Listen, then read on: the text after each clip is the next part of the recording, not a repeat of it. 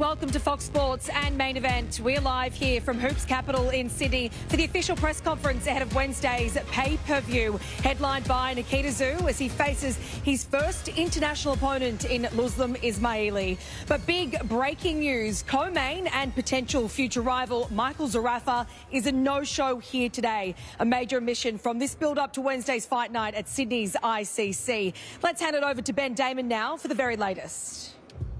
Well, good afternoon, ladies and gentlemen. Welcome to Fight Week and welcome to the official press conference ahead of a big night of boxing at the ICC in Sydney this Wednesday night that you can see live on Main Event television, which of course is available via Foxtel and KO. Ben Damon is my name. Really looking forward to calling the action on Wednesday night. A stacked card, a lot of exciting fights, and of course it culminates in the first international opponent for the undefeated Nikita Tszyu, who takes on Lulzim Ismaili, who comes from Germany and has joined us here today. We've got plenty of the fighters who are a part of this card up at the front table as well, but as you have just heard, there is someone missing. George Rose, how are you firstly? And what's going on? Where's Michael Zerafa?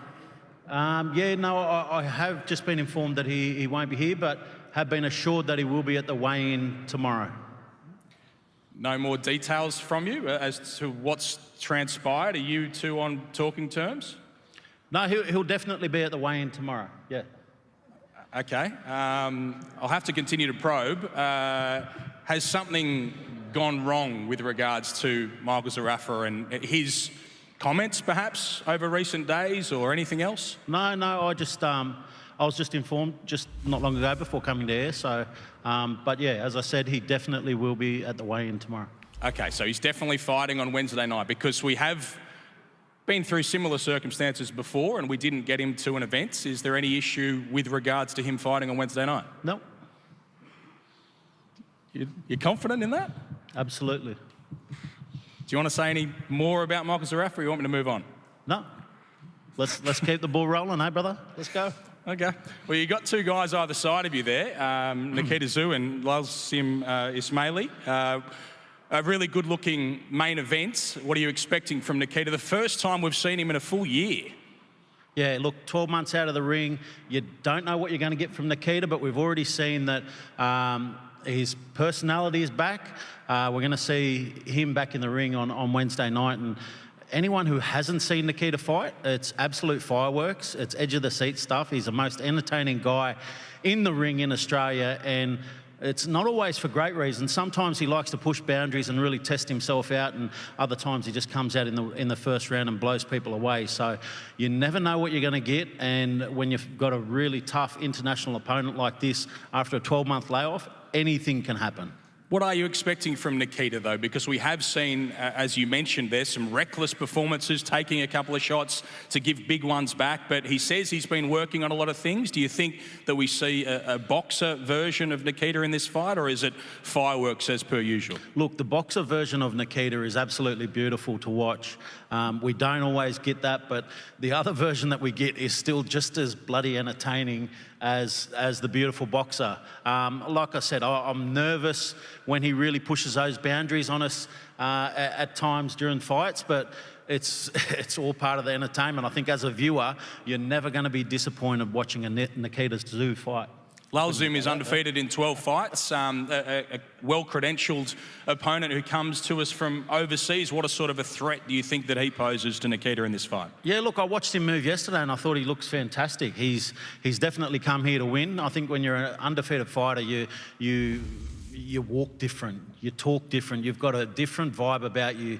When you haven't tasted defeat, it's a different vibe that you bring. You know, it's a very tough fight for Nikita, and I really like the look of him. But yeah, as I said, he's coming here to spoil our plans. Our plans are to take Nikita all the way to the top, but he looks fantastic, and he's a guy who could upset the plans that we have. The co-main event, George, Michael Zerafa against Mikey Dahlman. Mikey is he has 18 wins and 16 knockouts, a big puncher. That's still the co-main event, yeah? Yeah. Look, I mean, same thing with Mikey. Seeing he's got a really good energy about him. He's a very exciting guy. He's very happy to be out here. He was enjoying Bondi Beach yesterday, and I think that he's a guy who could really try to upset the plans there too. And that fight's happening. It's happening, brother. Yeah. Further down the card, we've got Brock Jarvis, who returns. The first time we've seen him since he went down to Keith Thurman. He takes on Sam Beck. We get a good chance to see Sam for the first time on one of these shows, but he is a well-credentialed fighter with 7 fights, 7 wins and 4 stoppages as well. What do you expect from that fight? Yeah, look, what we've put together with this undercard is there's some really great matchups. If anyone follows Australian boxing, you know that all of these guys can fight.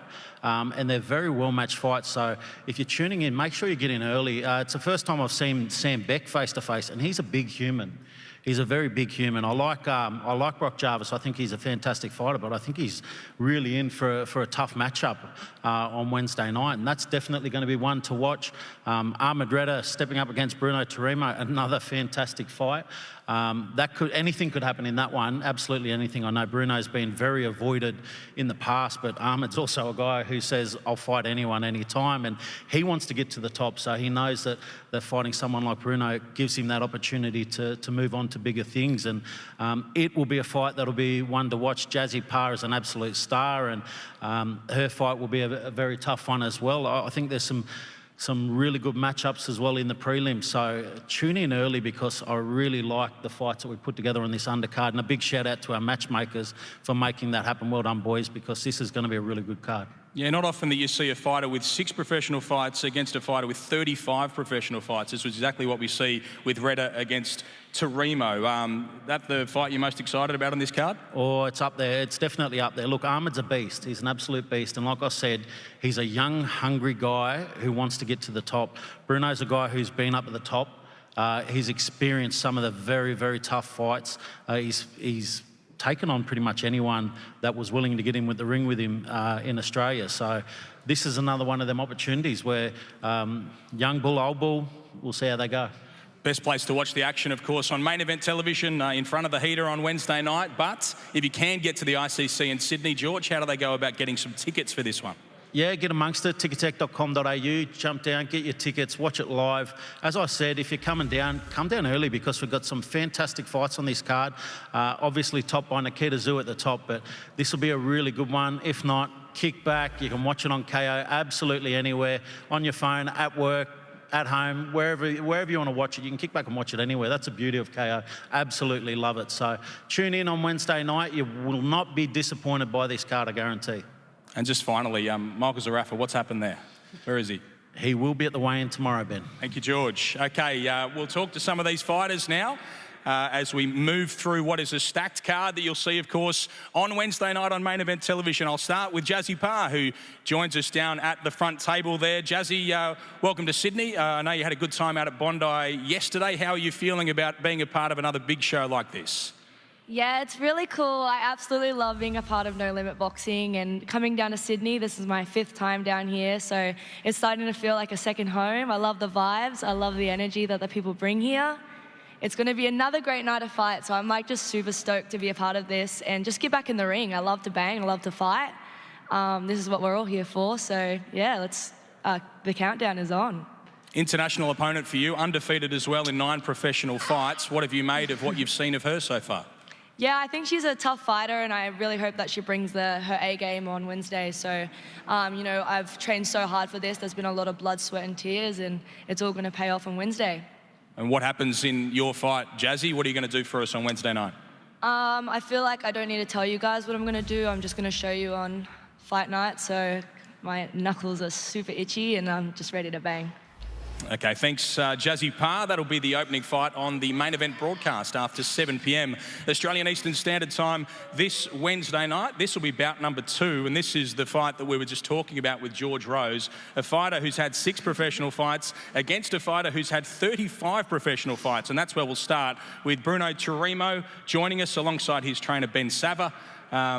Ben's worn his fancy hat for the occasion. Obviously, you guys are pretty excited about this fight. I'll start with you, Bruno. Tell us why you're willing to step up against Ahmed Reda, who's looked so good in his first 6 fights. Even though you've got an edge in experience, you go in a big underdog in this fight. Firstly, I want to say thank you, Lord, for giving me this another opportunity. I've been out for 2 years for having step on a big stage like this again. Thank you so much for promotion, No Limit, giving me this another opportunity. Yeah, this is a big opportunity for me again. I respect him as a fighter. He have a good experience from amateur, and now he have a 60 fight professional. He already got experience. So I'm coming for win. He coming for win too. So it's gonna be a good show on Wednesday night. Bruno, were you surprised that they were willing to fight you, given your experience? Say again, it's all right? Are you surprised that Ahmed Reda and his team are willing to fight you, given your experience? I'm not any surprised because every fight they wanna take the big opportunity. So every fighter they wanna be world champion. They wanna take big risk. And he saw me. He know Bruno. He be fighting with the good fighters. So he know, and this is good chance for him to step up. He saw this opportunity, and then he took it, and then I'm gonna show him I'm still here, and I'm still fighting to chase of my dream. Ben Savra, just a question to you. Are you surprised this has come about, and are you surprised that Bruno's such a big underdog in this fight? Oh yeah, it's blown my mind. I'm amazed that the bookies have got Bruno a 3-1 underdog. For me, I think all the respect deserves to go to Ahmed Reda. It's a massive step up for him. He's got balls of steel to fight Bruno Tarimo. I think a lot of people have forgot who Bruno Tarimo is. He's walked through everybody domestically. His only losses have come to the absolute pinnacle world level, people like Zalfa Barrett, Takai. If Ahmed Reda goes and beats Bruno Tarimo, Australia should get very excited, but it's not going to happen, man. Bruno's the Terminator. He's going to win this fight. It's going to be a very good fight. I was interested to hear Ahmed say that he's only watched a few clips of Bruno. He hasn't watched a lot of his fights and doesn't know what's coming. Do you think that's a mistake? Yeah, very much a mistake. Yeah. Bruno's a monster, man. I think, like I said, I think everybody's forgot. You got to remember, Bruno's gone through Nathaniel May, Kai McKenzie at his peak, Paul Fleming. He was winning that fight. Like, that's a mistake, man. That's a mistake. He's in for a shock if he doesn't know what Bruno brings. I'll go to Ahmed Reda. Is that correct? You've only watched a few clips. You haven't sat down and watched any full fights of what Bruno has done previously? Yeah, that's correct. First of all, I just want to thank George Rose and No Limit Brothers for putting me on the show. You know, it's a stacked card. Can't wait to put on a good performance for you guys. And, I don't look too deep into my opponents when I'm fighting them. I know Bruno's experienced. I know he's had a lot of fights. I know he's fought a lot of good guys, and he might have beat them good guys, but he hasn't fought anyone like me, and I'm going to show that come Wednesday night. And Ben, you might think it's a big mistake not looking into him, but you've seen me before. I've been around, We've crossed paths before. You know what I bring to the table, so get your fighter ready. I'm coming to take his head off. Do you want to respond, Ben? We took the fight, mate. You're right. I've seen you before, and we took the fight. We got 2 days. Let's get it. Let's get it. Ahmed, do you want to go and watch some Bruno Tarimo fights tonight, do you think, before you face him on Wednesday? I watched a minute. I watched maybe max a minute. I was like, man, it's not worth watching. It's not worth watching him. That's it. I've seen his stance. I've seen what he does. I've already trained. I've already done my whole camp. What am I going to benefit from watching him now? Like, we're going to get in. I'm going to see a jab. I'm going to see you throw your punches. I'm going to catch your punches, and I'm going to knock you. It's as simple as that. Like, I don't need to watch nothing. That would be an enormous statement if you were able to do that. Do you acknowledge that this is a big step up from the opponents and the level that you've been fighting at to fight against someone like Bruno Tarimo? Yeah, no, 100%. It's a step up, and it's only a step in the way I want to go. This is a step up, and it's a Australian title fight, but it's nothing massive to me. I didn't turn pro and become a boxer to win an Australian title. I'm doing this shit to win world titles, and this is a step up, but it's just a little step. You know what I mean? It might be experienced, it might have a name, but it's just a little step to me. I got much bigger things coming.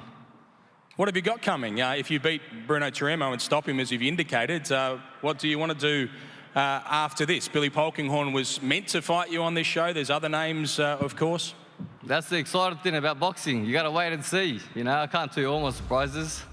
You got to wait and see. I'm going to take it step by step, one fight at a time, and just, like I said before, just knock them all out the way, and I'm going to the top, and nothing's stopping me.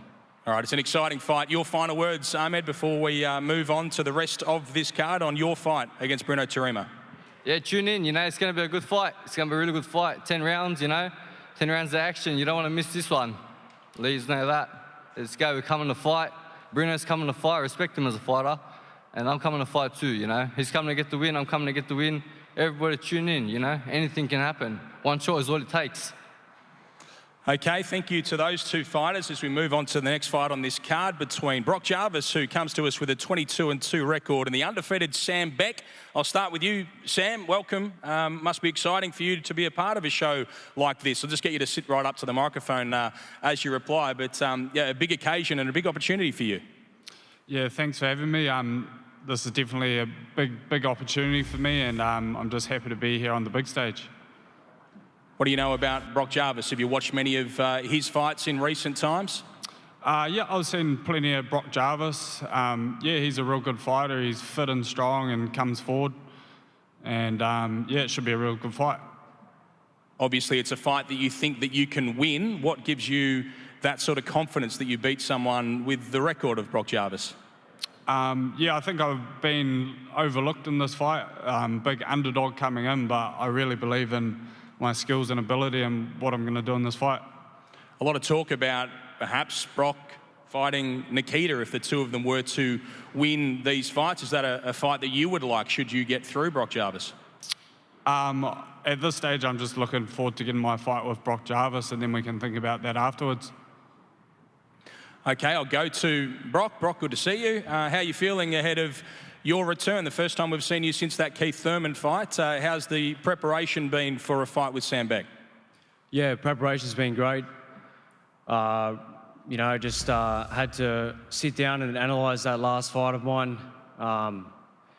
You know, had to make a few adjustments moving forward, and I'm ready to perform come August 20. What did you learn out of that experience, the fight with Keith Thurman, the build-up to it and everything that went around that occasion? Look, I won't elaborate too much on the adjustments that I need to make, but I gained a lot of experience being in the ring with a fighter of that calibre, and you know, I'm grateful to be back here and looking forward to August 20. And what do you make of what you've seen of Sam Beck, and why is he the right opponent for you? I haven't seen a lot of Sam Beck, actually.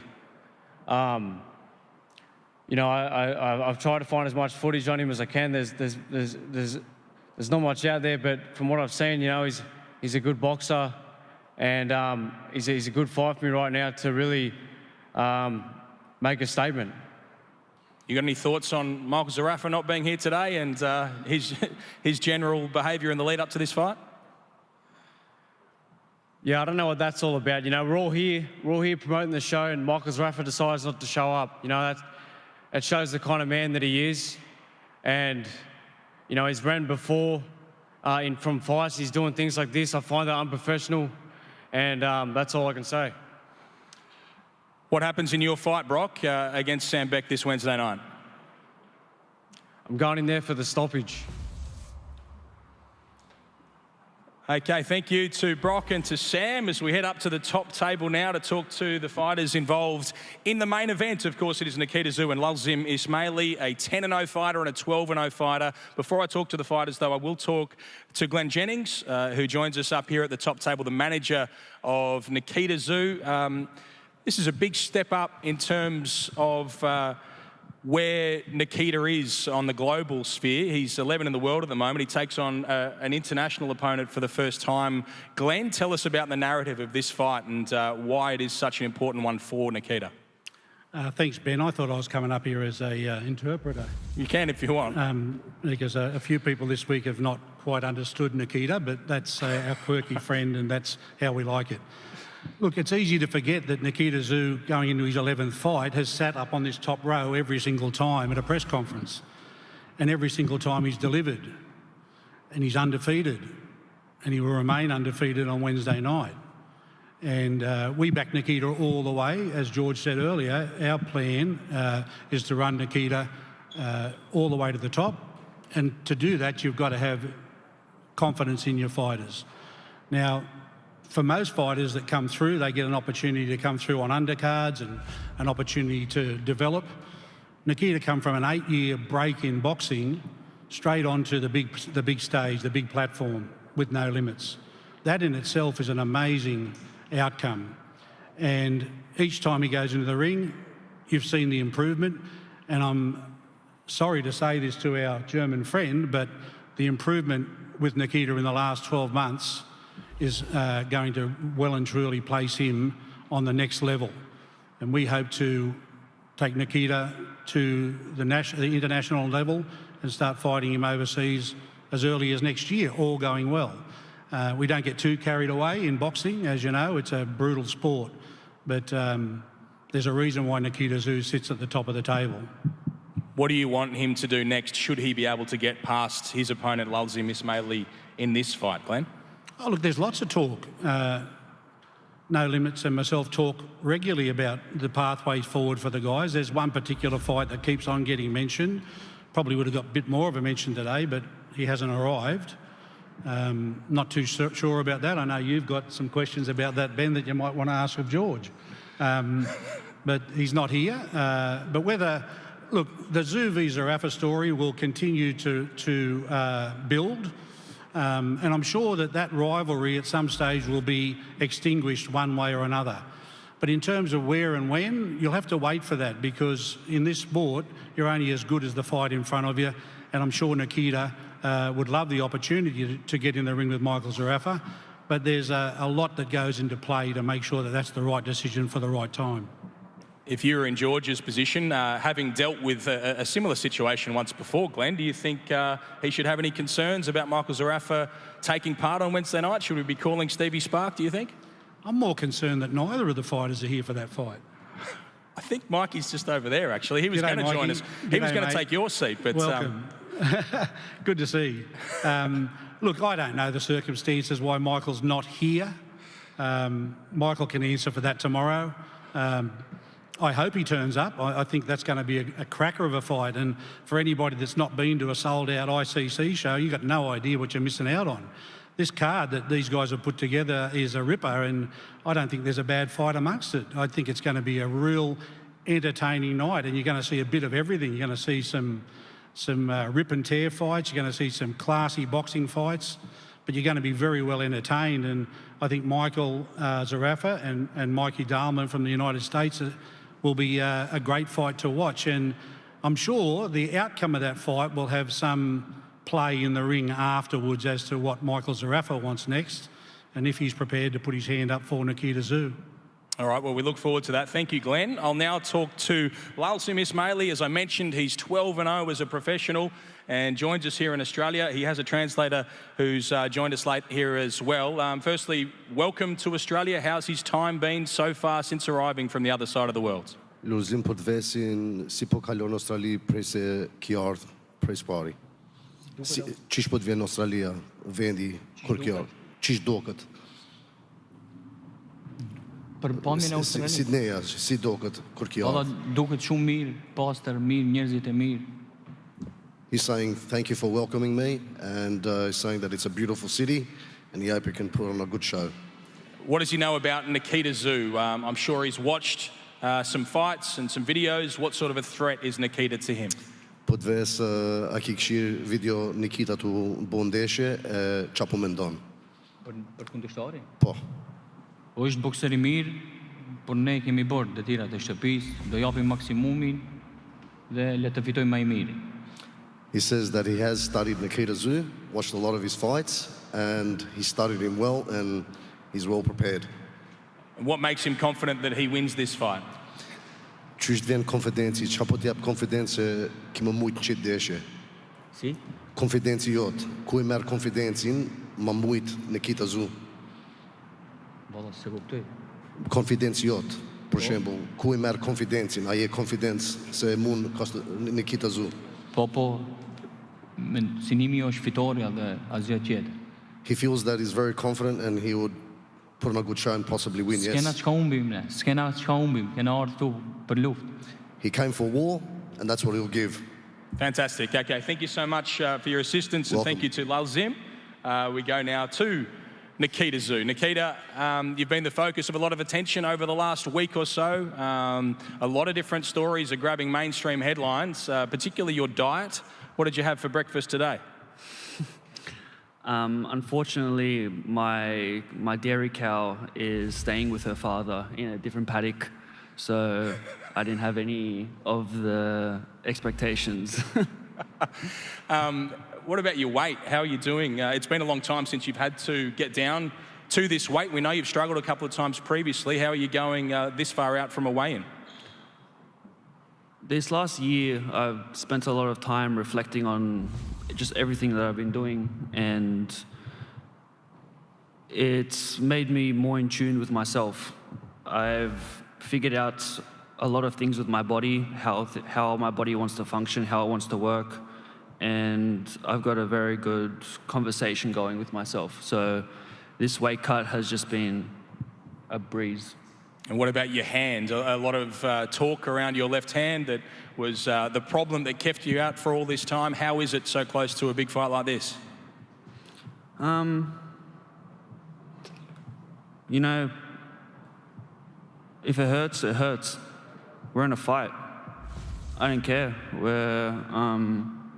When shit hits the wall, when shit hits the fence, it's going to become a dogfight. Is that what you're expecting? Your opponent's just said that he is here for war. What style of a fight are we going to see? From the experiences in my last few fights, I've learned to expect the unexpected, to be taken to dark places. I know what it feels like to be in those dark places. I have a distinct memory of it. So now that I've been there, I know how to handle myself when I'm there. I know the adjustments that I want to make when I'm there. So I'm ready for everything. You've got a pretty good judge of character. You've had a look at Lulzim and seen his body language and the way that he's conducted himself the last few days. How confident do you think he feels that he can beat you in this fight? Everyone has to be confident. This is a brutal sport. We step into a ring and we fight with each other. In this sport, we forget about the laws that bind our society. We forget that there's law and order. Two men go into this ring and they fight it out till death. That's the kind of mentality I'm going in with it, and I hope that's the same mentality that he's coming in with it. And we do this for the entertainment of the public. It's a crazy way to make a living, but I've learned to embrace it. How does it feel for you going into a fight for the first time as a father as well?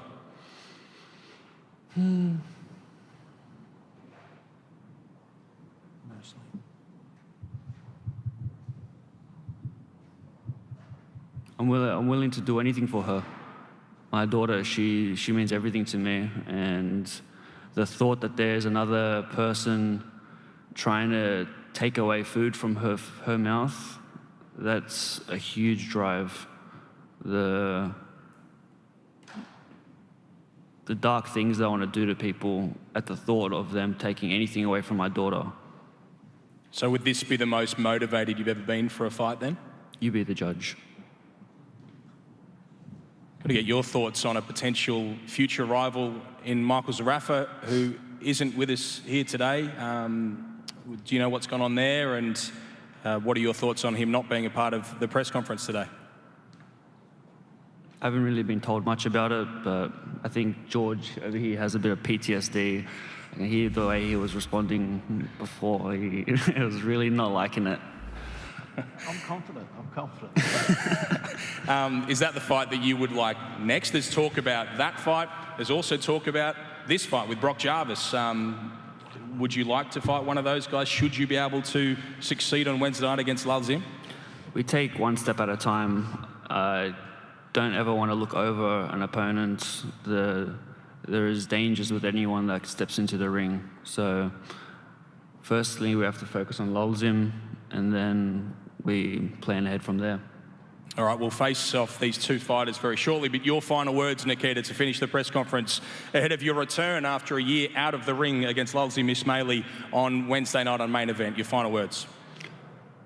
I'm glad to be back. It's been a year. It's been a long year, an enjoyable year, but also a frustrating year.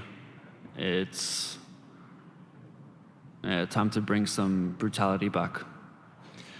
The Butcher returns this Wednesday night, and now we'll face off these two fighters who do form our main event. On main event this Wednesday night, George Rose, if you could get both Nikita Tszyu and Lulzim Ismaili into position, these are the two fighters that will headline this stacked no-limit boxing card that you can watch live at the ICC in Sydney and, of course, on main event television, available via Foxtel and KO. A stacked card, of course, all the action live on main event.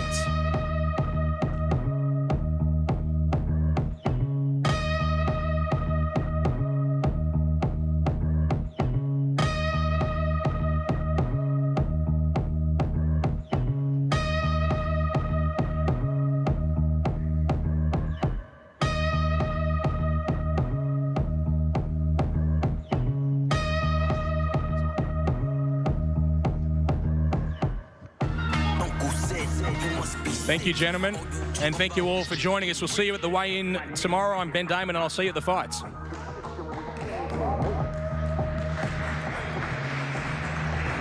Well, the final word is in from all the fighters on Wednesday night as we build up to what is a huge fight night. But, of course, the big omission here at Hoops Capital in Sydney is Michael Zerafa not turning up here today to this press conference. His opponent in Mikey Dolman is alongside me. Mikey, I suppose, firstly, your initial reaction to not seeing your opponent, Zerafa, here this morning? It was strange at first, but I'm not going to send shots at Zerafa. I mean, those are questions that he needs to be answered from him, you know, and I'm just here to control what I can control. Does it concern you, though, because this isn't the first time that Michael Zerafa has not turned up to a press conference? He's done this before and he's pulled out of a big fight. You've travelled 36 hours to be here in Sydney for this occasion. To potentially not face Zerafa, are you concerned? No. If that happens to be, then so be it. I mean, God's got a plan, so I'm just going to listen to him. Does it change your plan, your approach over the next 24 to 48 hours as you build up, or is it all, I suppose, as normal as you try and prepare for what is a huge occasion for you? Yeah, nothing changes, not even kinda. I got a job to do. My only job right now, to me, my only concern is winning. So, obviously, you never know if a fight's going to happen until you're in the ring, but I'm prepared to be there. From what you saw of him yesterday, he was obviously here in Sydney. He's travelled from Melbourne. What you saw of him yesterday at the open workout at Bondi, what was your first, I suppose, reaction initial to seeing him in the flesh? He seemed like a nice guy, and I was relieved because I was expecting the fight to happen before the fight even happened. But it was nice to see him. I mean, I'm not going to, like I said, I'm not going to hate to send shots. When does Michael Zerafa not become a nice guy? Is it the moment you step into the ring? That's it. We both got a job to do, and like I said, I'm here to win, and I'm going to do that. Any final words? Anyone watching at home? Obviously, you didn't get an opportunity then to speak at the press conference. Anyone tuning at home, ready to see you over here in Australia? You've travelled out here from Chicago. What can we expect from Mikey Dolman? Expect fireworks. Anybody that knows, been following my story, knows I'm prepared, and I trained hard. And hope you guys tune in. I know No Limit's going to put on a hell of an event. Mikey Dolman, thanks so much and good luck on Wednesday night. All right, take care. As we welcome in Ben Damon here, let's have a chat with you, Ben. Obviously, this initial reaction asked Mikey there that if anything changes for him in the preparation to not having Michael Zerafa, and I had to also remind him that this isn't the first time Michael Zerafa hasn't showed up for a press conference. Yeah, he's the ultimate salesman as well, Michael Zerafa. Who knows what he's up to? I've got a couple of missed calls from him, actually, after hosting that press conference, so I'll be interested to see what he has got to say. I'm sure he'll make it my fault in some way, but yeah, it'll be good to get him there tomorrow, assuming everything is smooth, as George said that it is. Just adds a little bit of excitement, doesn't it, Michael Zerafa, and some of his antics. He really does know how to get everyone talking, that's for sure. So does this man. So does this man, Nikita Tszyu. Well, welcome here to the broadcast. We saw you yesterday at the open workout. You're here for the press conference this morning. Your thoughts then, obviously, some of the war of words. You're both prepared for war. That was the word that was used throughout that press conference. Your initial reaction? Well, that is what we're prepared for.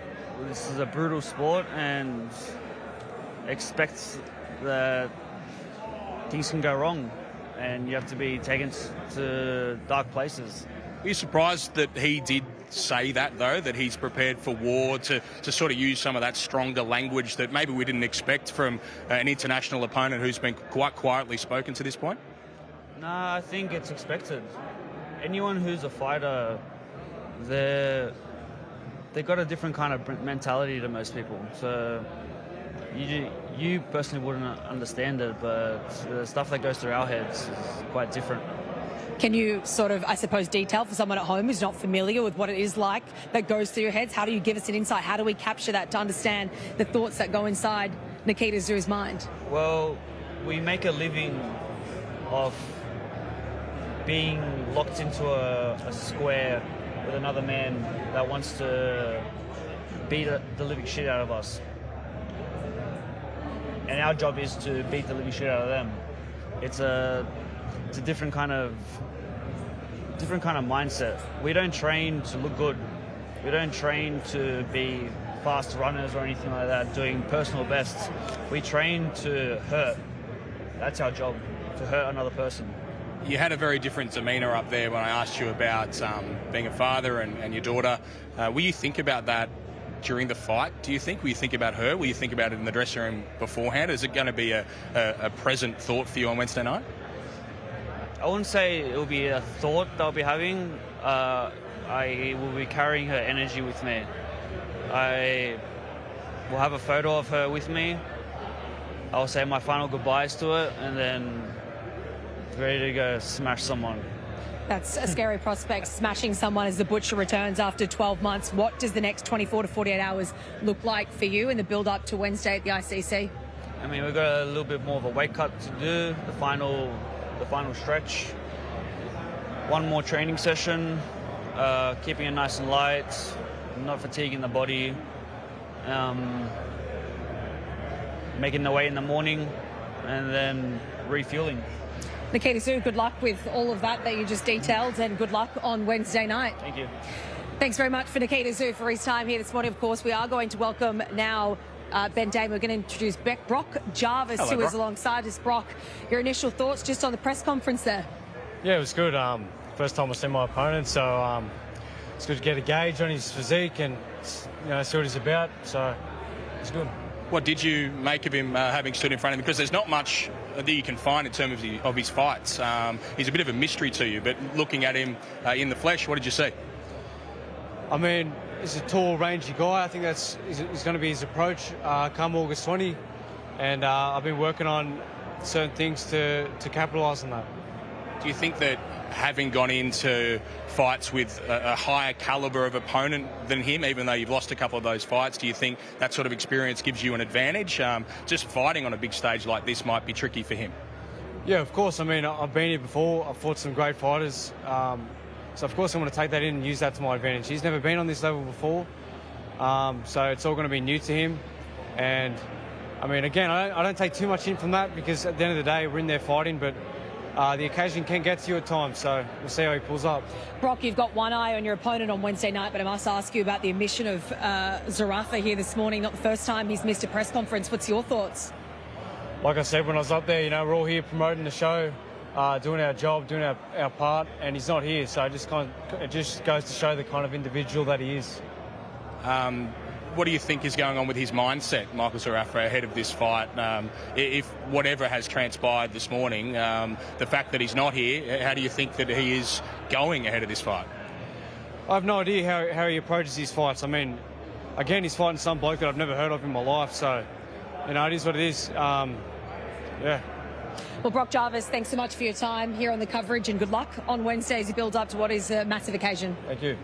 Well, Ben, I do want to just get your thoughts there on Brock Jarvis saying he's not sure what's going through Michael Zerafa's mind. What do you believe, from what you can tell, the missed calls as well? What do you believe is going through Zerafa? We know he's here in Sydney. We saw him yesterday down there at Bondi. But is there a chance?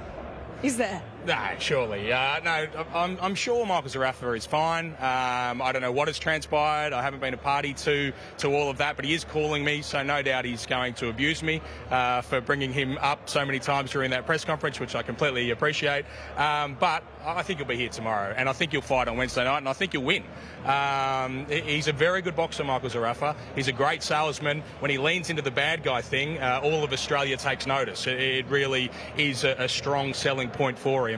But he can seriously fight, and he takes on a man in Mikey Dolman who's a big puncher, but Michael Zarafa has the edge in quality, and if he does get through and Nikita gets through and Brock gets through, then it sets up such an exciting end to this year. We've got all of these fighters in and around the same weight division, all with different personalities, different strengths, different weaknesses as well, and it just sets up such an exciting, essentially a tournament-style feel to it as well for the remainder of 2025. There is so much excitement, so much drama building here. The no-show of Michael Zarafa here today. Will he turn up to the weigh-in tomorrow? Of course, that is all part of the coverage here on Fox Sports and Main Event. It is the weigh-in tomorrow here at Hoops Capital. Before, of course, Nikita Tszyu, the Butcher, is back 12 months in the making at Sydney's ICC on Wednesday, August 20.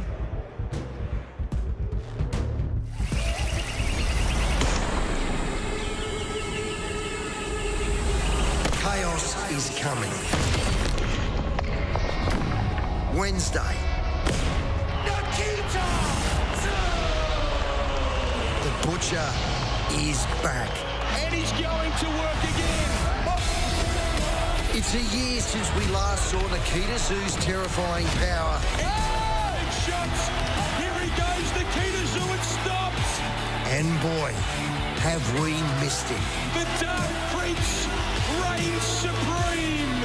See, we're just wild about this fearless brawler. It's not just the knockouts, it's the energy, the downright weirdness. This is one of Nikita's gifts. What is it? Good question. What is it?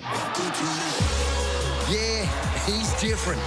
10 wins from 10 spectacular fights. Now, Nikita takes the next step. His first international opponent, undefeated, dangerous Macedonian Lulzim Ismaili. The crowd surges behind the Butcher. Hell-bent on inflicting more pain on Australian boxing's first family.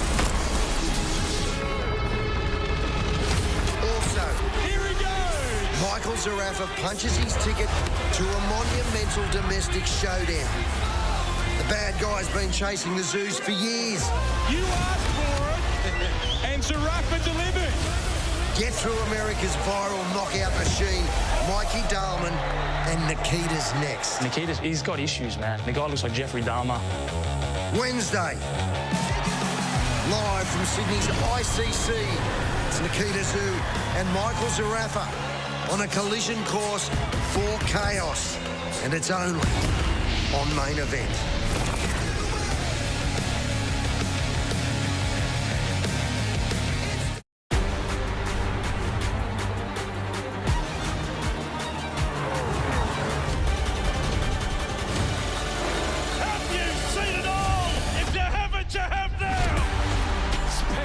Absolutely brilliant. It is all for young and old. How good is this? Oh, Bowden, fastball! The best might just be still to come. There were so many dead, infected and non-infected alike.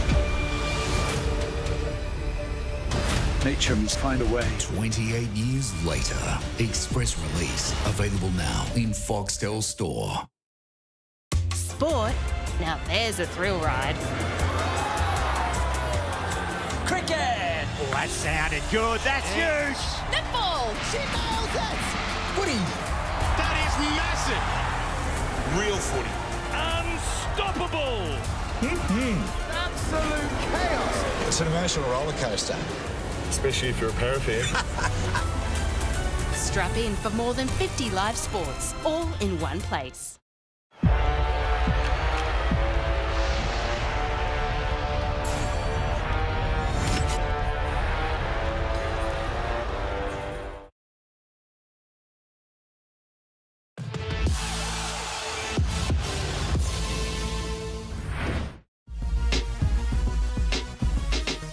Come on in. There's no music, but there is a party. How you doing, sir? Good, man. You well? Have you had an opportunity to see Tim in the last couple of years box? Just highlight. Yeah, just highlights of it. Yeah. What do you think about the highlights that you saw, Tim? Okay, good. Yeah, he's okay. He's good. Yeah. Is that good enough for you when It's like all the right. It's good. right? It's like I'm happy. I'm happy. It's like I get to sit next to you. You know what I mean? Like I get it. Sean Porter here with the great Manny Pac-Man Pacquiao and Tim Soul Taker Tszyu.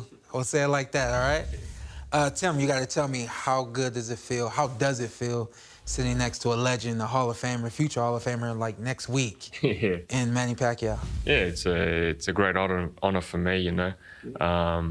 He's a legend of the sport. I remember when I was young, I used to always watch him. He used to be my favorite fighter. So to Yeah. be sitting here, it's crazy. It's been said that he is your favorite fighter. Yeah. You guys had a chance to spar together once upon a time, yeah. right? What Yeah. fight was that he was helping you get ready for, Manny? Thurman. When you got sparred? Thurman? Keith Thurman? Yeah. Did you know your dad's last fight was against Ricky Hatton? Yeah. And Manny being your favorite fighter, you fast forward years later, Manny, remarkable knockout to Ricky Hatton. Down again. And that he might be out this time. That's it. Ricky Hatton is done. Knocked out in the second round by Manny Pacquiao. Is there any question that he is the best fighter in the world right now? Was there a sense of like vengeance for your dad? You can't imagine how happy I was. What? I was so happy when Manny got that knockout. It was a big moment. You understood, Yeah, like, I that's was the last thank- guy that my dad I was like, fought. yes. Yeah. He got it. Yeah. You fast forward, have you had an opportunity to see Tim in the last couple of years box? Just highlight. Yeah, just highlights of it. Yeah. What do you think about the highlights that you saw, Tim? Okay, good. Yeah, he's okay. He's good. Yeah. Is that good enough for you when It's like all right. the It's yeah, good. right? It's like I'm happy. It's like I get to sit next to you. You know what I mean? Like I get it. You know. What about you? You have an opportunity. You looked up to this man. You aspired, probably wanted to be this man at one point.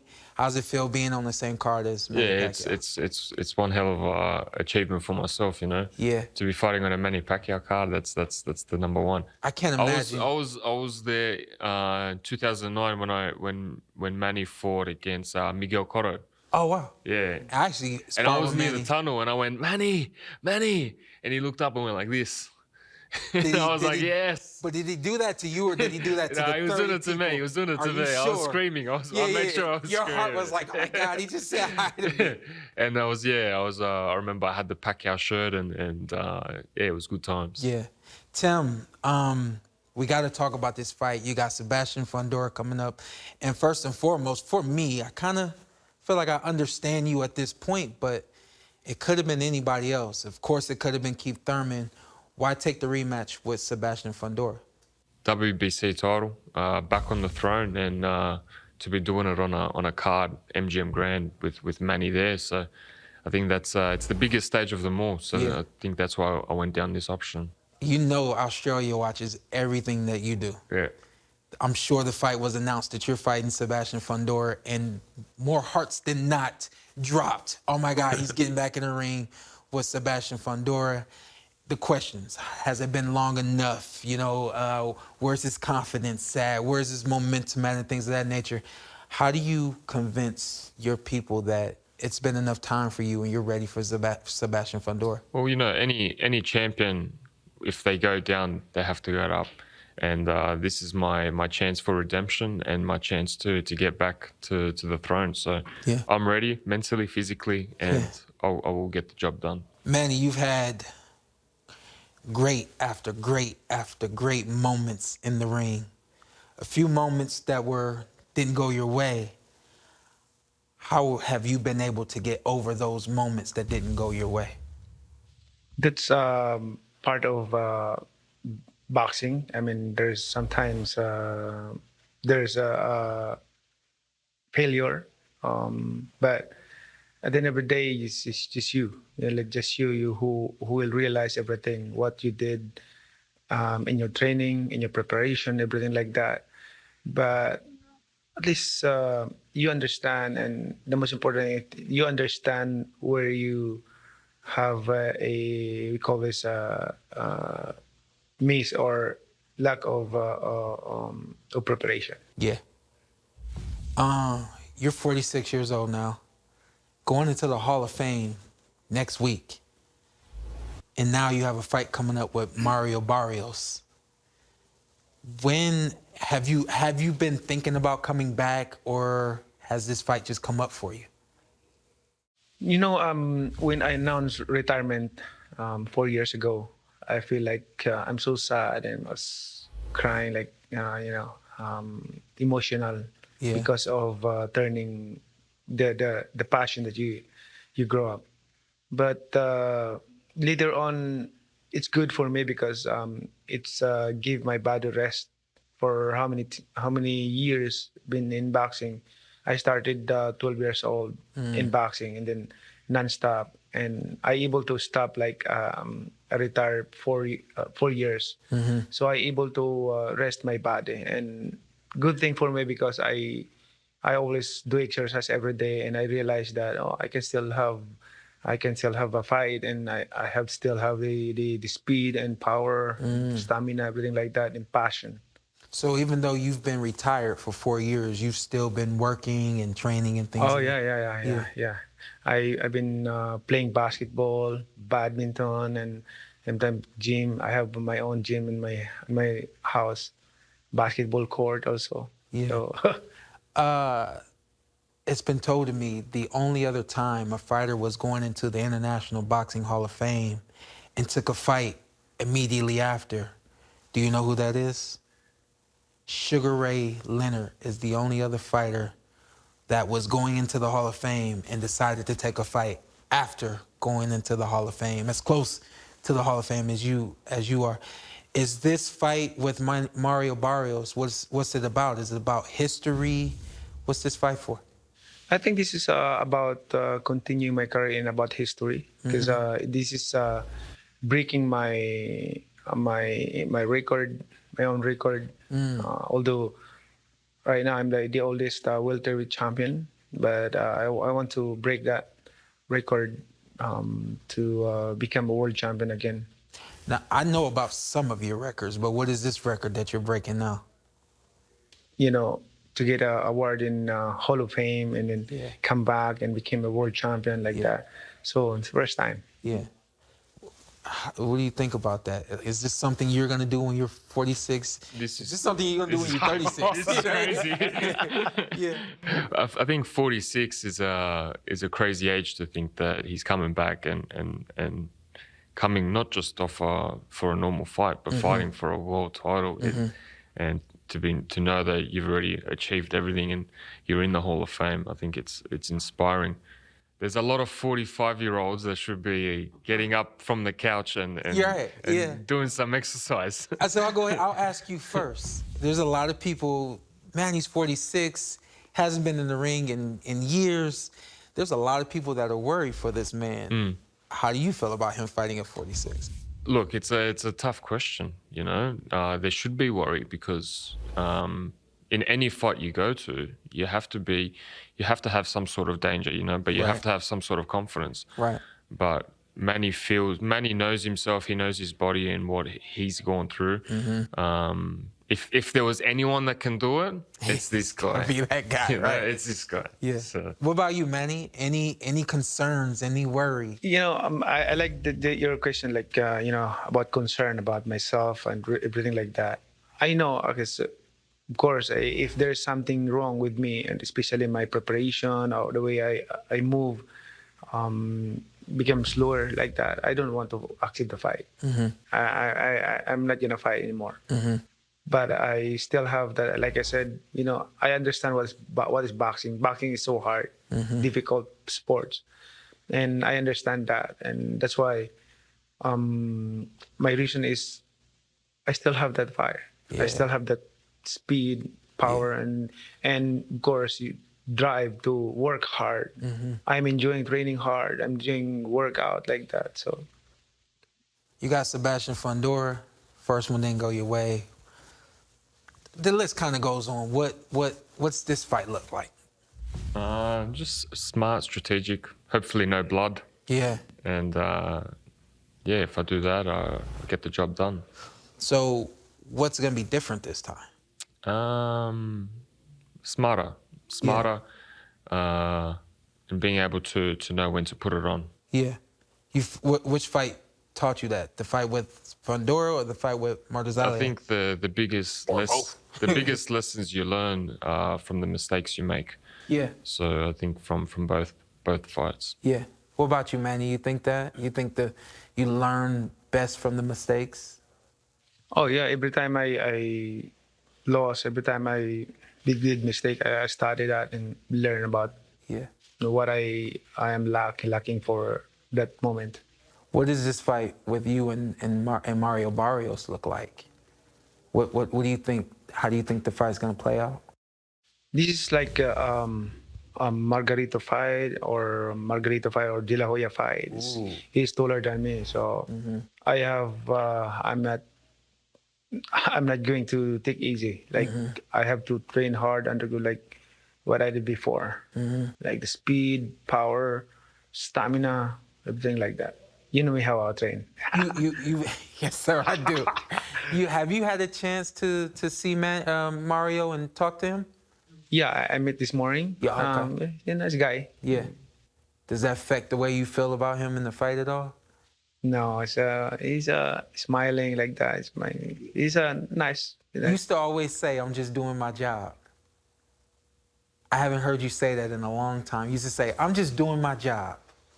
I said what I said is like this, like, yes, this is gonna be a good fight.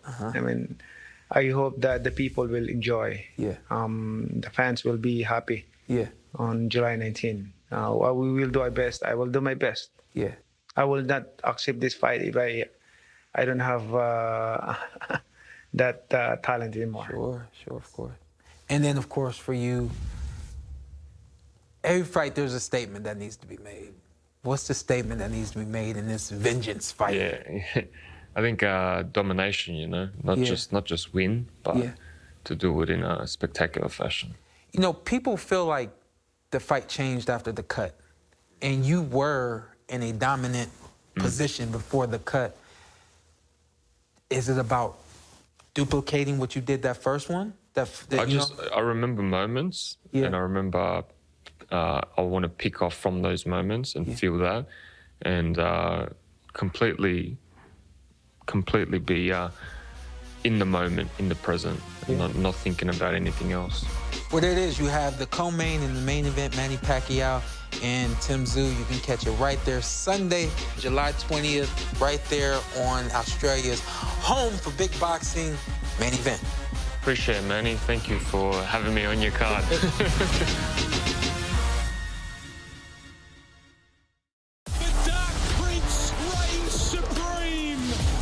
Nikita Tszyu is back. The Butcher is back. It's time for blood and brutality. Ditch the corporate training. Dip a stutter. And learn from the office experts. You think you're excited? You should feel my nipples. Watch on More Comedy or on demand. Foxtel has it all. With the latest shows and movies from Foxtel and your favourite streaming apps. Yours at the touch of a button. Howdy, Ruby. I already know where the bodies are buried. Are you still the chief who desires peace?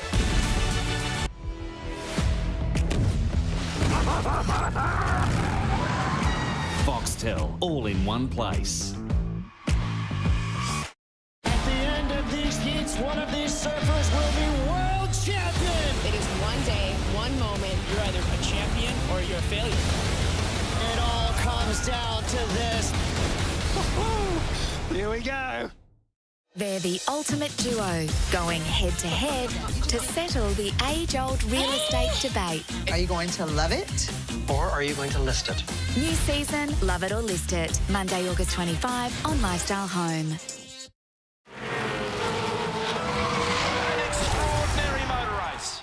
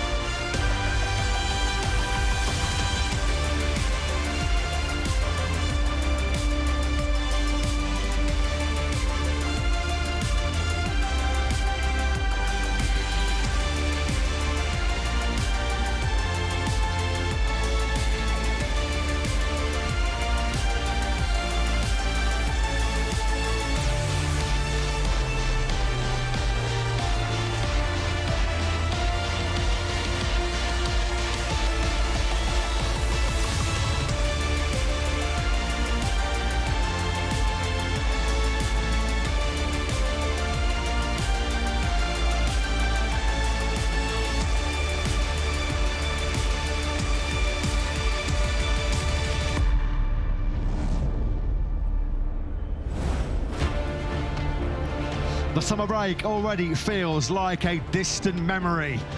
MotoGP is back in business. MotoGP is back with a bang after a sensational qualifying session this morning saw Marco Bezzecchi for the first time on the factory Aprilia qualify on pole position. Bez's first pole position in 40 Grand Prix, going all the way back to India in 2023.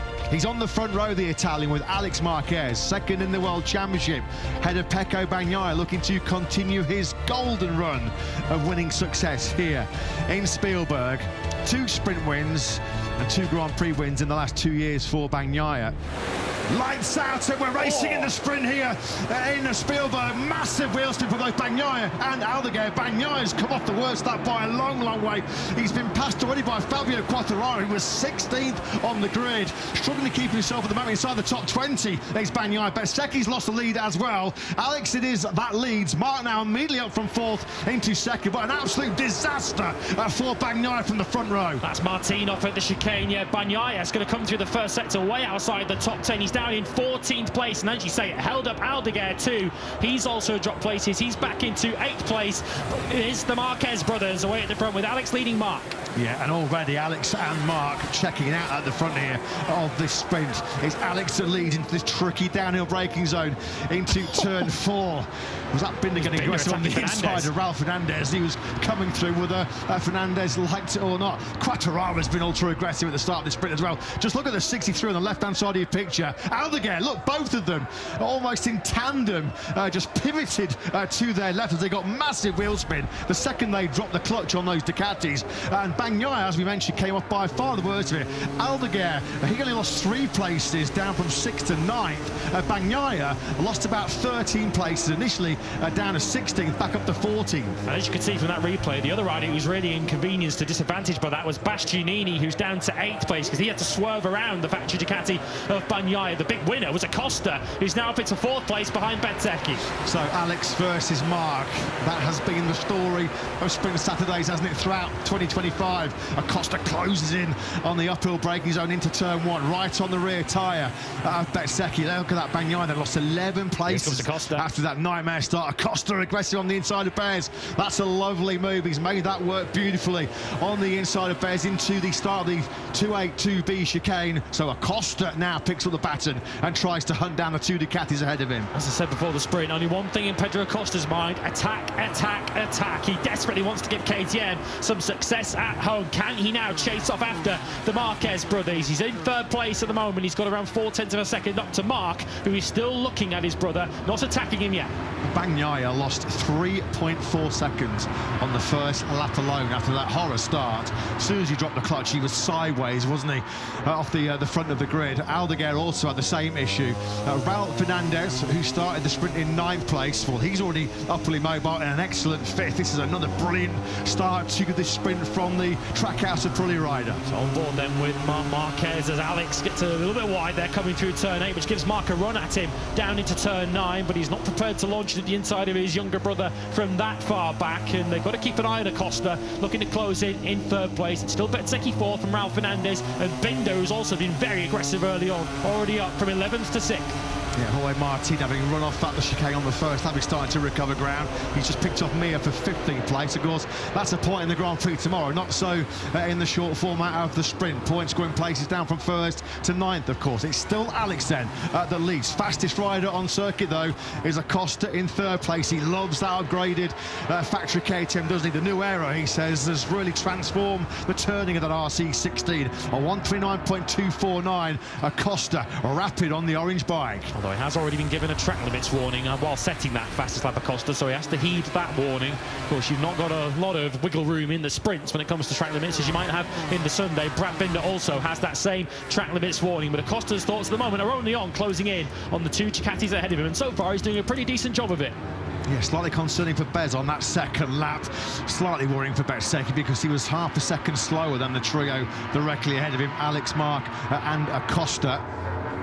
So we're watching a series of world champions here. Quartararo 12th, Bagnaia 14th, Martin 15th, Mir 16th. Joan Mir, another big loser on the first lap. He's back 6 places from where he started. So some pretty illustrious riders in the middle of the pack, all outside the sprint points right now.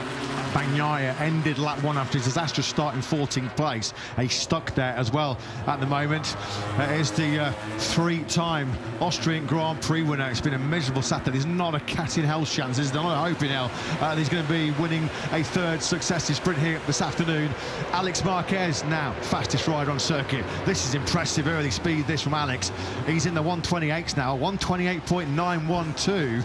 That was a couple of tenths quicker than Mark directly behind him. He's established a lead of just over 3.5 tenths now. Big statement lap, that lap 3 from Alex. Personal best for each of the top 4. Marc Marquez, Pedro Acosta and Bezzecchi were all faster than they'd been so far in the sprint, but they couldn't get out of the 129s as Alex Marquez could. This is the battle then for 5th place. Bit of a queue forming here behind Ralph Fernandez. Next in the queue is Brad Binder. Gian Antonio has had a good first sort of 3 laps of this sprint, given where he started back in 15th place up into the points in 7th. Yeah, poor Alex Rins, who's having a nightmare on the factory Yamaha at the moment, stuck down in last place. A bit of a twitch there as Binder asked for the power coming down the hill out of turn 4 through the right-hander of 5, now into the sort of infield section. This is through turn 6 where Fabio Quartararo and Miguel Oliveira had all their problems yesterday afternoon. At the front, Alex just under 0.4 of a second clear and Mark halfway around this lap 4 of 14. Riding on board then with the KTM of Acosta, the 37 in 3rd place. He's done a lot of the hard work and undone some of the damage, I guess, that was done right here in qualifying when he got a little bit unsettled into the final corner and cost himself a place maybe on the front 2 rows of the grid. So Acosta will be pretty pleased with where he's at right now as he sets his personal best. The top 3 all exchange 129.1s. You know what? Martin's going to be picking off Bagnaia pretty soon.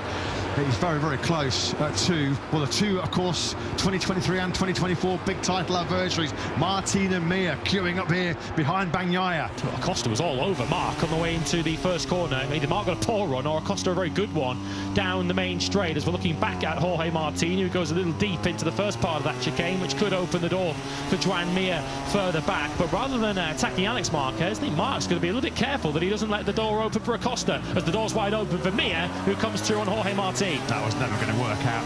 Martin would have sensed him coming there. But Martin would have been so late on the brakes at 3, thinking, if anybody's passing me here, there's only one thing that's going to happen, they're going to go wide. Just look at that aggressive right leg dangle from Jorge Martin. It's like he's limbering him up for a gym session, isn't it? As he drops the leg down into turn 4. A replay here. This is Pedro Acosta. Oh, he goes charging down the hill into 4. It's such an easy mistake to make. You've only got to be 12 inches too late on with your braking marker, and you run the risk of just careering into the gravel trap there. Acosta, though, still there in 3rd place. He's been put under no real big pressure from pole starter Bezzecchi behind him. Bezzecchi, who slipped about half a second back of that top 3 at one stage, he's making no progress. Martin, then we saw this coming. Martin was threatening this, and he's found a way through on Pecco Bagnaia, who is just having a sprint to forget right now. It all went pear-shaped as soon as the lights went out, and now Bagnaia has been dumped down to 15th place as the Gian Antonio fires the VR46. Oh, that's Morbidelli rather, who went aggressive on the inside of Binder. That's not worked out. Yeah, it was Bastianini who was attacking. Bastianini lost the 8th place to Aldegar on the last lap, and he's now, well, he was losing another. Fortunately for him, Morbidelli skated wide on the outside of turn 1. But yeah, this is rather forlorn as Morbidelli now misses the chicane as well. That's 2 corners in a row he's got wrong, and he's now in the middle of all the world champions in the midfield. Quartararo now moves through. Morbidelli back to 12th. He's got to give up the requisite time now, hasn't he, having gone through the chicane. Otherwise, there'll be a penalty coming his way for Morbidelli. Bagnaia, I mean, 15th. He's had his problems, he says, overtaking in 2025. He says, I'm defenceless at times. He's been now picked up by Joan Mir. It's going from bad to worse. One of the worst sprints of Pecco Bagnaia's career unfolding in front of our very eyes. Of course, it was tough right from the start with a big, big wheel spin offline, which dumped it back to 14th place. But he has not been able to make any forward progress. He's going the wrong way. And the only riders behind him now are the Pramac Yamahas of Miller and Oliveira, Igor's Trackhouse Aprilia, and Alex Rins is factory Yamaha, so he is 5th from the back essentially at the moment is Bagnaia, and rather forlorn down there in 16th place. And I guess he's probably already thinking, well, there's not a lot really to fight for here, I might as well just make sure I get to the end in one piece and think about tomorrow, because his sprint was over after about 10 metres. Binder's clicked into some good rhythm at the moment. He just set his fastest lap of this sprint down to 1:29.401, which could spell trouble for Ralph Fernandez ahead of him, because Binder was 4/10 faster than the Spaniard Trackhouse Aprilia on that lap 6. Alex just maintaining that pretty comfortable buffer, if there ever is a comfortable buffer, when it's 93 directly behind you. 6/10 though, it was the advantage as they started this lap 7 of 14. And Alex will recognise that if he's going to do any winning this weekend, his best chance is today in the sprint, given he's got a long lap penalty to serve tomorrow in the Grand Prix. Binder sideways, speedway style, as he puts Ralph Fernandez under pressure, but no sign of the 25 cracking just yet. Left, right. Binder will be hypnotising himself if he carries on that.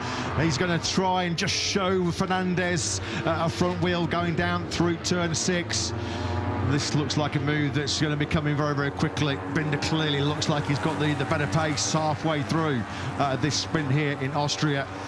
Ralph Fernandez, though, 5th in the Grand Prix in Brno 4 weeks ago.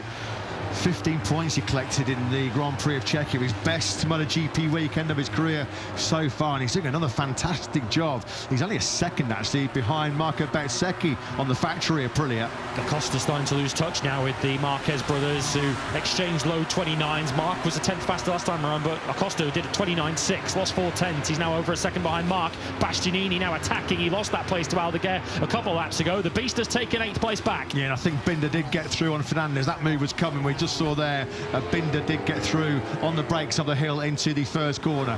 So 2 of the KTMs started to make progress. Just look how quickly as well Binder's gapped Fernandez on the exit of the chicane. There's clearly a problem with this Ducati. Bagnaia was sort of snaking around on the way out. He's now back behind Jack Miller, who's in 16th place. There is something clearly fundamentally wrong with this Ducati, and I'm not sure. We'll see if Bagnaia reaches the checkered flag at this. Yeah, he's stuck in the high 130s. He just has no pace whatsoever. Yeah, he was shaking the handlebars around on the way out of turn 1. This is him overshooting turn 1. He's just not stopping that bike at all. He was in the long lap penalty loop, which was why his handlebars were shaking left and right. He's going over the bumps of the long lap penalty loop. Bagnaia having an unmitigated disaster. He is now stone last. Tough watch this, a real tough watch. This is a guy who has been pretty much untouchable around this Red Bull Ring circuit. Well, he has been untouchable for the last 3 Grand Prix and the last 2 sprints, but he has been nowhere right from lights out. It is once again developing into an Alex versus Mark battle for sprint glory. Who's going to be the golden boy with the gold medal here in the Red Bull Ring? That gap is down to just under 4/10 of a second. Mark once again the slightly quicker of the two. A 1:29.5 from Alex, better by 1:29.3 by Mark. Bagnaia's called it quits. Bagnaia pulls into pit lane. We can just see him with the pit lane speed limiter on out of our commentary box just over above the main grandstand.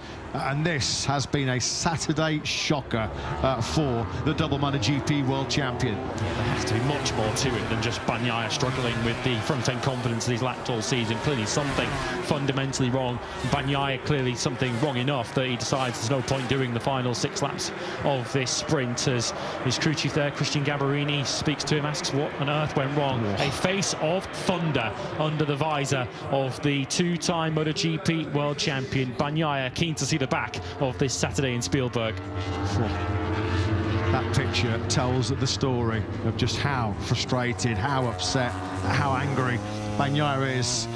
And kicking him while he's down, he might be able to sit and watch his teammate Mark reel in yet another sprint victory. So what is it? Uranium. This is why I was moving for the cartel. You could have worked for Amazon. And I'm paying as good as this. Let's go! We have to be careful. They want it. We've got it. Nothing is gonna go wrong. That's not good. New series, Atomic. Friday, August 29 on Showcase. I know you're not satisfied anymore, and there's a reason why I've lost interest in this. And it's not because you keep bringing up the fact I've lost 2 grand finals. And it's not because I'm on that show that's just ruined my credibility. It's because I'm a chafer. Is that 2 Fs? Good, wait till I tell Maddie. Fletch, Heidi, I have a solution for you.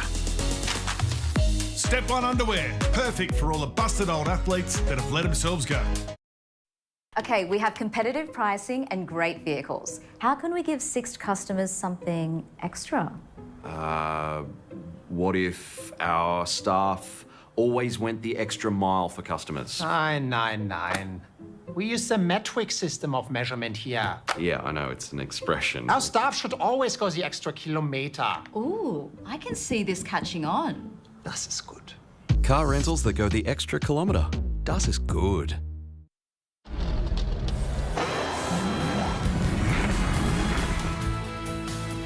Lando Norris sealed his 5th win of the season, beating teammate Oscar Piastri by less than 1 second in a thrilling victory at the Hungarian Grand Prix. In the team standings, McLaren continues to race ahead just shy of 300 points in front of Ferrari and Mercedes heading into the F1 summer break. That's your points update, powered by American Express. Access more with Amex. You have to have that certain edge to be the best. Teams had to be at the top of their game. Doesn't get any better than this. You just can't write a bigger, better story than that. Stream the best sport documentaries from Foxtel and your favourite streaming apps all in one place. We are the Kardashians of Formula One. I look perfect. We're going into a really tough division. A baptism of fire. To make a diamond, you have to have pressure. We expect to win. Touchdown, Travis Hunter! It was obvious that he was going to be great. It was just a question of how great. To have a coach that's been at a club for 22 seasons is quite unique. He's the most hated quarterback. Why? Because he's the best quarterback. Stream the best sport documentaries. Foxtel, all in one place. All the dark clouds gathering off into the distance. We're hopeful. We don't think there's going to be any rain disruption in this sprint. It's Alex as they drop down through the final corner. The right-hander, Ralph Fernandez, is dropping down through the rankings. A rear tyre issue that Jack's just reporting to us. That was the reason for Bagnaya's retirement. This is very much game on at the front of this sprint. This is now about the 3rd or 4th lap in succession where Mark has had the upper hand in terms of pace compared to Alex. That gap now is shrunk to under a 1/4 of a second. No yellow flags coming up on our screen, so has Ralph Fernandez really broken down somewhere? Either way, he's dropped back to 19th place. Marc Marquez with a super run out of the chicane. He was already up alongside and ahead of Alex Marquez before he braked for turn 3, and the World Championship leader seizes control of the sprint. Well, that means in the first 3 corners, Mark took a 1/4 of a second pretty much out of Alex. And now then, Alex, what have you got? Has he got anything in response to what has been another barrage from the 93? He is now looking well set. What, 4.5 laps to go here in Austria, and this could be the dream dozen in terms of sprint wins so far in 2025 for Mark. What can Alex do? Has he got anything to try and make a retaliatory move on Mark, who is threatening to extend that 120-point lead in the World Championship by another 3 points here in Spielberg?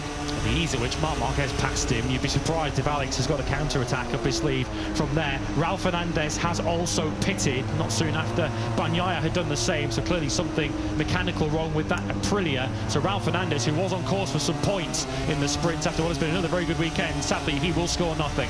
Yeah, Alex just has not got the drive grip, hasn't got the acceleration speed coming out of that final corner.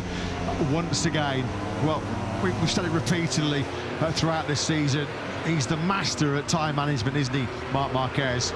In the sprint or the longer format of the Grand Prix, there is nobody better in those crucial final 4 or 5 laps. Good battle this, isn't it? Raging between Aldeguer and Bastianini. At the moment, it's in the hands of the rookie, who has wrestled 6th place from the beast. That's where Aldeguer started this sprint. Of course, like Bagnaia, he had the massive wheel spin off the line and dropped back down to 9th at the end of lap 1. Next behind them, you can just see him in the back of the picture, is Dijan Antonio. Antonio, first of the VR46 Ducatis. Morbidelli has not been under any investigation since he shortcutted the chicane. Clearly did lose enough time as he dropped behind Quattararo. They're still 10th and 11th. The final sprint point at the moment going to Johan Zarco, who's the only rider on track on the medium rear tyre and potentially salvaging something from what's been a pretty tricky Saturday so far for the Frenchman. Yeah, this will just be a data gathering exercise, won't it, as far as Zarco's concerned. Let's get some laps on the medium, see how it potentially could perform in the full distance 28 lap Grand Prix here tomorrow. This, I'm afraid to say, looks like sprint over as far as the gold medal plays are concerned, although Mark there was flirting with track limits on that run down through turns 9 and 10. Half a second clear he was through sector 3. Half a second he remains clear. Now he's finally back in the 130s himself, is Mark, but having established that lead of nearly 0.6 of a second when he's been in this position before in 2025, he has rarely dropped the ball.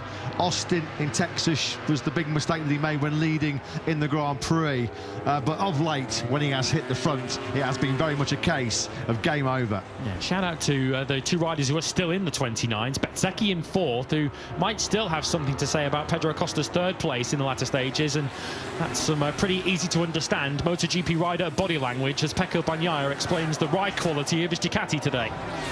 Yeah, more a bucking Bronco than a factory Ducati as far as Bagnaia is concerned. A rough ride around the Red Bull ring. Just look at that. Just can't squeeze the throttle, can he? A big shake of the head. You can understand why he is so frustrated. An external factor clearly has taken any hope of Bagnaia being in contention for the podium here in Austria away from him. Something's happened to Morbidelli there coming through turn 4 because he's lost a further 3 places. He's continuing to reverse down the order. He's already behind Quattararo when this lap began. Martin, Marini and Mir are now also through. This is the all factory Honda battle for 12th place now. Mark almost 3/4 of a second now ahead of Alex. This is Morbidelli getting it all wrong down the hill into turn 4 as he was hot in pursuit of Quattararo's factory Yamaha, also getting sucked in there behind him with the 2 factory Hondas. Quattararo versus Martin. There's confirmation of the track limits warning coming up for 93. A Mark on the inside goes Martin. That's lovely. This is brilliant by Martin. Desperate for seat time on the factory Aprilia. He goes side by side now with Quattararo, who was on the green there, wasn't he, on the inside on that run down to 2A, so that'll be a track limits warning for the Frenchman. He was the first rider to get one. He got a track limits warning at the end of lap 1, so Quattararo was already taking risks in the early stages. I guess a long lap penalty at this stage won't cost him too much because he's in 11th place, but Martin might yet still pinch a point out of this sprint with Johan Zarco up ahead and a lap and a half still to go. Back at the front. How many times have we seen this already in 2025? Mark cruising, coasting towards yet another gold medal. Already 141 out of 144 points taken in sprint so far this year. Well, just an impeccable record he has on sprint Saturdays, which will be extended barring any late drama, any late disasters here in Austria. Alex just had nothing in response once Mark made the move going into turn 3 laps ago. Pedro Acosta at the moment, can't say he can relax in 3rd place. He's got a pretty nice advantage of 6/10 back to Bezzecchi. Last lap underway though here in Austria. And Marc Marquez is poised to take, albeit a sprint victory here in Spielberg. It would be his first ever win around this 4.34-kilometre circuit, and he is setting himself up perfectly to extend this incredible winning run. This will be his 11th successive victory in 2025. What were his words on Thursday in the press conference? My obsession is winning, and at the moment he is fulfilling that obsession. He can do nothing wrong at the moment, nothing but win in 2025. Ever since that tricky Sunday at Silverstone, Marc Marquez has had P1 next to his name at the checker flag of every sprint and every Grand Prix since then, and he is half a lap away from extending that streak into mid-August. This is going to be already win number 20 of 2025. This was what we kind of expected when you put a mercurial talent like Marc Marquez on arguably the best Grand Prix bike that has ever been engineered. It was always going to be a very potent combination, and that is proving to be the case once again. Just too good, too fast. I guess the alarming factor is he's making it look relatively easy right now. One corner left then to negotiate. Marc Marquez is going to be a winner in Spielberg for the very first time. He won the Grand Prix success though here tomorrow, but he wins the sprint here in the Grand Prix of Austria. It's now 12 sprint wins in 13 so far in 2025. He takes the spoils by just over 1 second clear of brother Alex. Pedro Acosta from 7th. That's back-to-back sprint podiums now for Acosta. 3rd on the factory KTM. Marco Bezzecchi from pole position was never really a threat, was he, for the podium in that 14-lap battle. He's 4th at checker flag. Brad Binder an excellent 5th. Fermin Aldeguer starts and finishes the sprint in 6th place. There are points for Bastianini, Di Gianantonio and Zarco. Jorge Martin just missing out in 10th spot. Pego Bagnaia having a nightmare. All kinds of rear tyre issues for the former double MotoGP world champion. Forced his retirement after a nightmare start. Big wheel spin off the start line. But he's done it again. He is just proving unstoppable right now in 2025.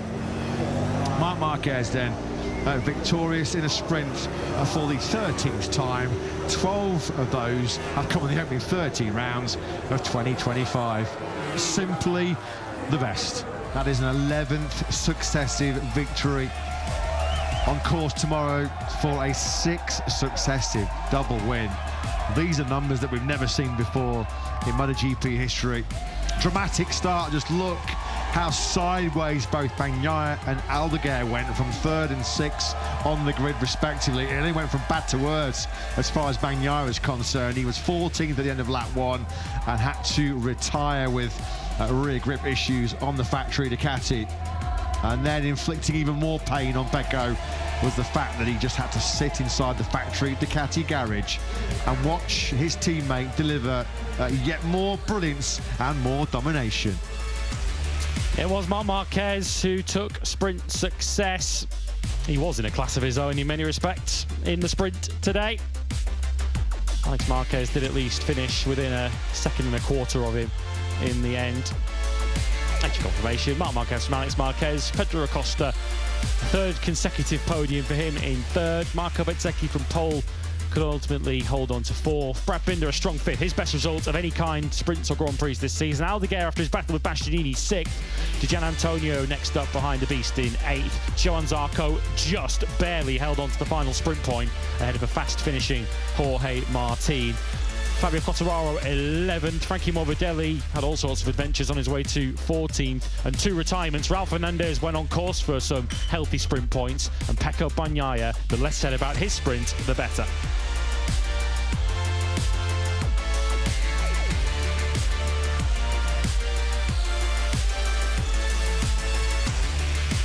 Marc Marquez's World Championship lead, 1, 2, 3. It is as easy as that for Marc Marquez at the moment. Alex Marquez, with Pecco Bagnaia's non-score today, now has a 57 points cushion for 2nd in the points. Marco Bezzecchi strengthens his position in 4th.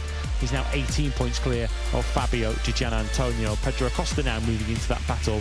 He's just 8 points behind 6th placed Frankie Morbidelli.